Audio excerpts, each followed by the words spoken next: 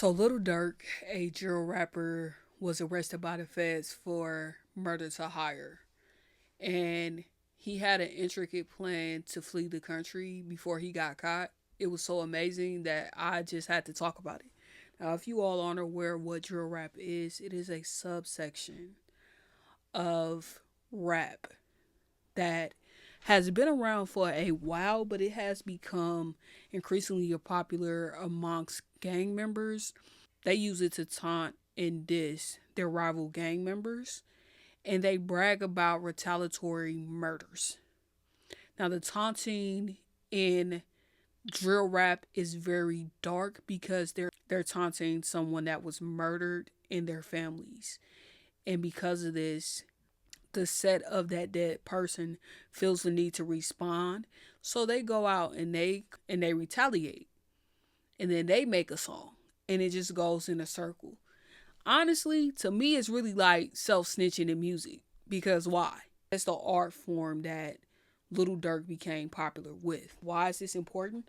Well, you need to understand the type of atmosphere and the type of people that we're dealing with to really understand the murder for hire. Lil Durk is a part of a crew that goes by the name of OTF, which stands for Only the Family.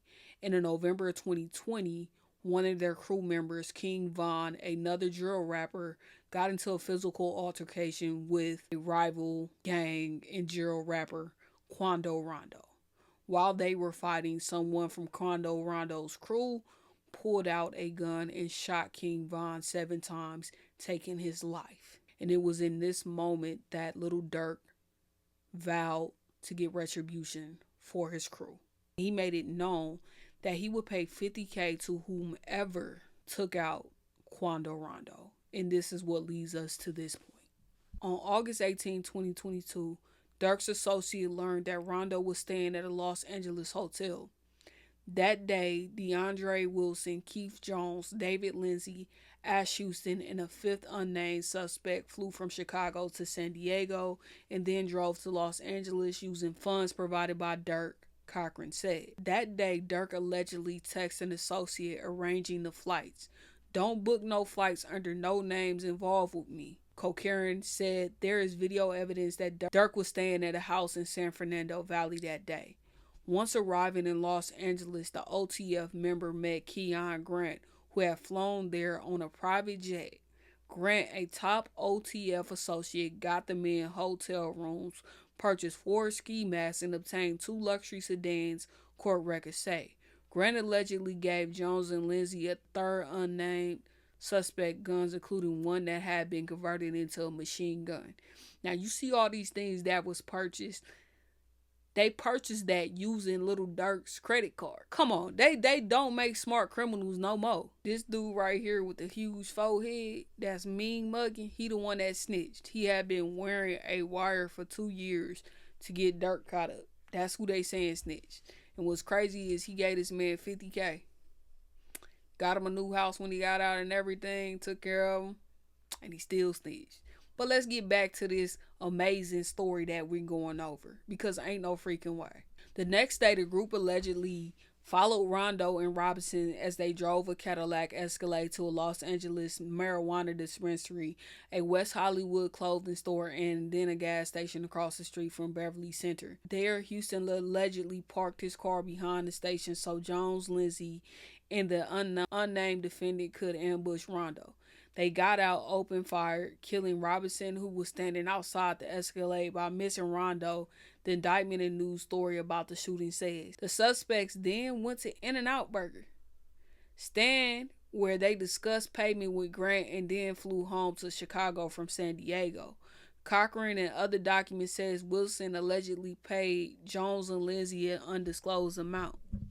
First and foremost, I don't really understand why Grant would pay them anything, because they did not take out the person that they was hired to take out. They didn't take out Rondo. They took out his cousin. So you're not getting paid for a failed job. Now, it's a lot of stuff that is wrong with this particular scenario. Told them, don't use anything associated with my name. Grant ignored him and used his credit card. And then he had them riding in luxury. All of that stuff can be tracked because you used the credit card. What happened to using cash? Something that can't be traced. What happened to driving out to a location instead of flying, something that can also be traced? They got your flight information. They got the fact that you flew private. All for them to go and not get the job done. Make it make sense, y'all. After their arrest, Durk booked 2 flights from South Florida airports, one to Dubai and one to Switzerland. Then he booked a private flight to Italy, but was arrested in Miami before he could board it. Durk, you got to be more careful. You got to do better, because this don't make no freaking sense. Now, let's be perfectly clear. He shouldn't have done this at all. But because he did it, we got to analyze his multiple mistakes. The first one was not using cash. The second one was booking on flights, hotel, and rental cars. All of that. All that stuff that can be traced. Now, let's focus on this mistake. You have to pick countries that do not have extradition with the United States. You put 3 countries. Dubai, they racist. They gonna send your behind back quick, fast, and in a hurry. Switzerland, they send your black behind back to the United States. Italy, they racist. They sending your behind back here quicker than you could blink. Now, there are multiple countries that do not have extradition to the United States. You could have just Googled that. Okay.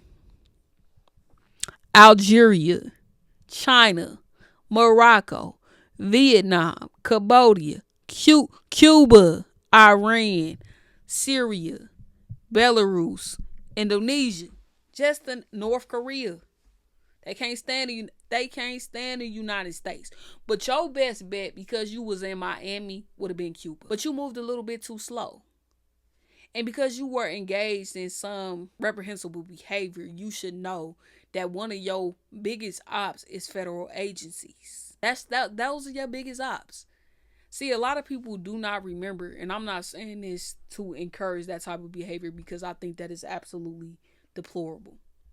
But what a lot of people don't remember or discuss with these new hip hop artists, in the early 2000s, it was revealed that the feds had a dossier on all of the top rappers. They had Diddy, Jay-Z, Kanye West, 50 Cent. They had all of their information, and they were watching them, even when they hadn't done anything illegal.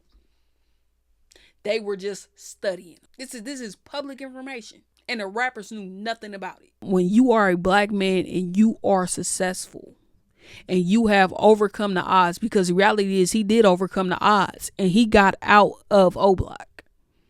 He was making good money from rap. He had a lot of opportunities coming his way, but he could not leave that street mentality where it belonged. And he got himself caught up. And let's be perfectly clear, he wasn't getting retribution for an honorable man. King Von was a menace to society that had multiple bodies under his belt, allegedly. It makes no sense that you, Durk, somebody whose father got arrested and locked up and had to do time when he was 7 months, and you knew how much that affected your life. He talked about how he hated snitches because of what they did to him and his family. I hate all rats. If you ever told, you ever tell, I hate you, like with a passion, like, cause that took away half of my. That made me who I am today. That took away half of my life. Like, motherfucker telling them my pops and that's what, you know what I'm saying, I needed. So I was raised by a woman, you know what I'm saying, which is my mama, who taught me what everything I know. So I really hate rats with real passions. Like, I hate you bad. I'm looking to the camera. I hate fucking rat.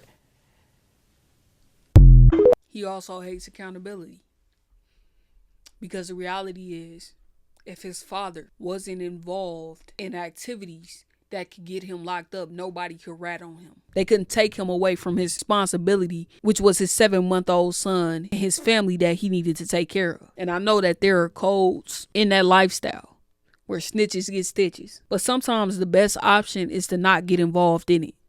This man, he joined the gang, I believe, when he was 12 or 13 years old. And then soon after, when he was 15, he dropped out of school. All because his daddy wasn't there for him. And he chose to put his kids in the same exact situation. Because he had 7 kids, multiple boys, that he is now not able to provide for and be in their lives because of the decisions that he made. He felt like retribution to his homeboy was more important than him being able to provide a life for him and his family and those that were dependent on him. And it sucks. Now he's being charged with a federal offense. This isn't state, this is federal. The feds have an 86% conviction rate. And what's crazy is he predicted this in one of his songs. Federal Nightmare. This is what he said. Delete my iCloud if I think they really own me though. When trial come, it ain't your phone, it's your homie though. He on a stand with his head down like he don't know me though.